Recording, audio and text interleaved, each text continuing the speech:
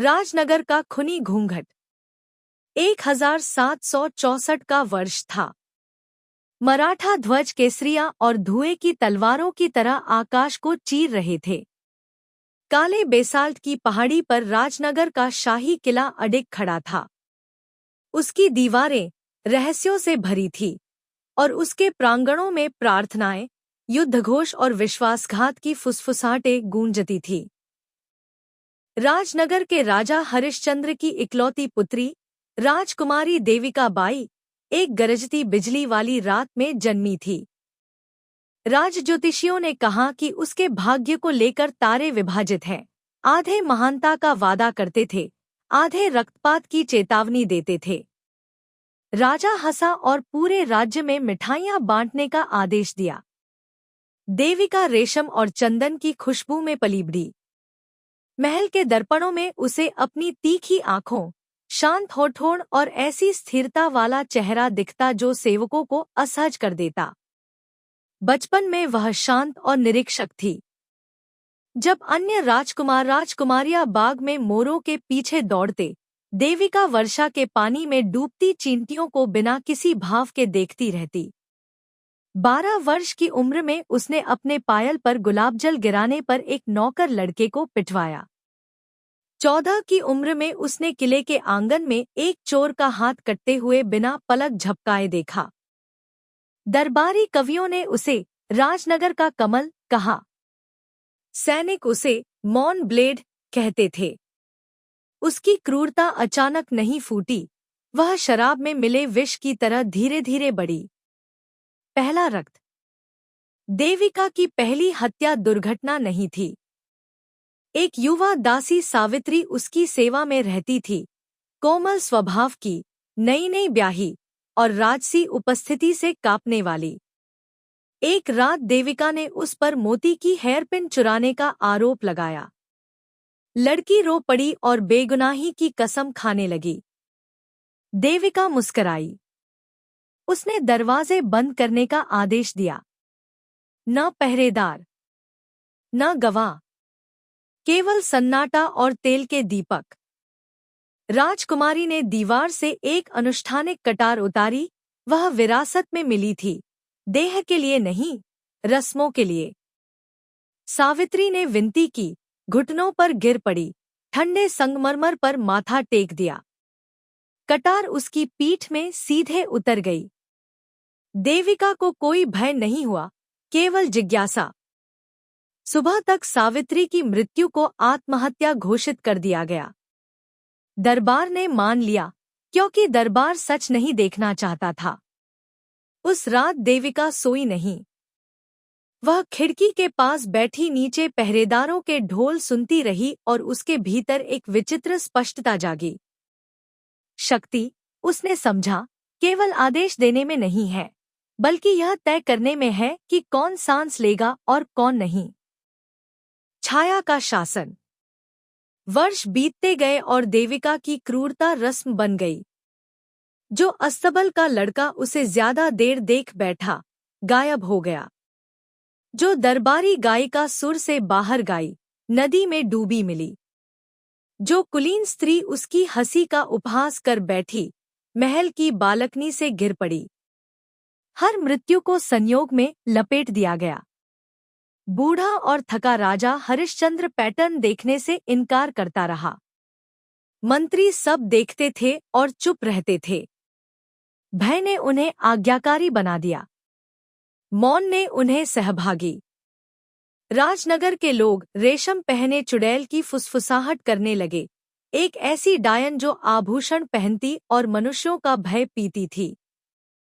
महल के दीप देर तक जलते तो माताएं बच्चों को घरों में खींच लेती।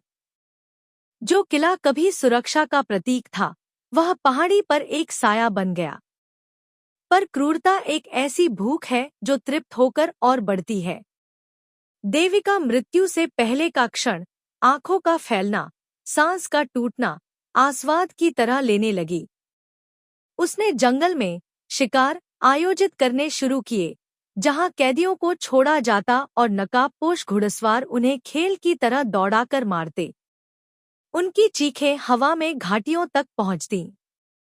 जंगल ने उनके नाम सीख लिए, नदी ने उनका रक्त। जंजीरों का विवाह।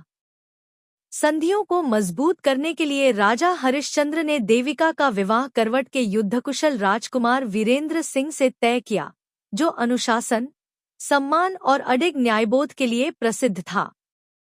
वीरेंद्र ने देविका की क्रूरता कभी नहीं देखी थी।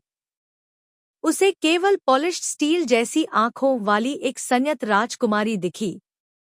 विवाह भव्य था, सोने से ढके हाथी, गरजते ढोल। जनता ने जयकार की क्योंकि उन्हें जयकार करने को कहा गया था। देविका को लगा विवाह उसे अपनी क्रूरता के लिए और बड़ा मैदान देगा। वह गलत थी। वीरेंद्र ने ध्यान दिया। सेवक उसके सामने सिमटते थे। गलियारों में उसके गुजरते ही सन्नाटा छा जाता। राजनगर के पहरेदारों की आंखों में अपराध बोध झलकता। धीरे धीरे उसने जांच शुरू की। उसने भूलने के लिए पीने वाले सैनिकों से बात की। मरते हुए एक भिक्षु की बात सुनी जिसने जंगल के शिकार की फुसफुसाहट की। उसने बदले गए अभिलेख, मिटाए गए नाम और नियति के रूप में छुपाई गई मौतें पाईं। सत्य उसके मन में एक धार की तरह बन गया। उसकी पत्नी एक हत्यारिन थी। आमना सामना। एक मानसूनी रात, जब महल वर्षा और अंधेरे में डूबा था, वीरेंद्र ने देविका को उसके निजी कक्ष में घेरा। तेल के दीपक कांप रहे थे। बिजली खिड़कियों से टकरा रही थी। मुझे पता है तुम क्या हो, उसने कहा। लापता सेवक, जंगल के शिकार, सावित्री। देविका हल्के से हंसी। और तुम क्या करोगे, पति? मुझे मारोगे? राजनगर की राजकुमारी को? एक राजा की बेटी को? वीरेंद्र की आवाज ऊंची नहीं हुई। मैं तुम्हें रोकूंगा। देविका की आंखें कठोर हो गईं। पुरुषों ने कोशिश की है। वह उसी अनुष्ठानिक कटार की ओर बढ़ी जिसने कभी सावित्री का रक्त चखा था। वीरेंद्र तेज था। इस्पात इस्पात से टकराया। संघर्ष छोटा पर उग्र था। देविका अधिकार की उन्मत्तता से लड़ी, एक ऐसे जीवन की उन्मत्तता जो कभी नकारा नहीं गया। वीरेंद्र हर उस जीवन के बोझ से लड़ा जो उसने छीना था। कटार गिर पड़ी। देविका झपटी, नाखूनों से, चीखते हुए, डर से नहीं, इस क्रोध से कि उसकी शक्ति को चुनौती दी जा रही थी। वीरेंद्र ने उसकी कलाई पकड़ी और उसे घुटनों पर ला पटका। राजनगर के मृतकों के लिए, उसने कहा, और उसका गला कस दिया। बाहर वर्षा फैसले की तरह गरज रही थी। देविका की आंखें फैल गईं, वही फैलाव जिसे वह दूसरों में देखना चाहती थी। उसकी सांस टुकड़ों में टूट गई। जीवन में पहली बार शक्ति उसकी मुट्ठी से फिसल गई। वह संगमरमर के फर्श पर निहस्पंद गिर पड़ी। क्रिम्सन के बाद वीरेंद्र ने अपने किए को छुपाया नहीं। उसने दरबार, पहरेदारों और मंत्रियों को बुलाया।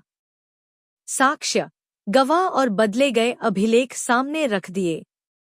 जो महल कभी मौन का रंगमंच था, उसने अंततः बोलना सीख लिया। राजा हरिश्चंद्र 1 महीने के भीतर ही मर गया। सत्य ने उसका हृदय तोड़ दिया था। जंगल के शिकार समाप्त किए गए। वन को पवित्र भूमि घोषित किया गया। नदी का शुद्धिकरण प्रार्थनाओं और शोकविधियों से किया गया। देविका बाई को बिना किसी समारोह के दफनाया गया।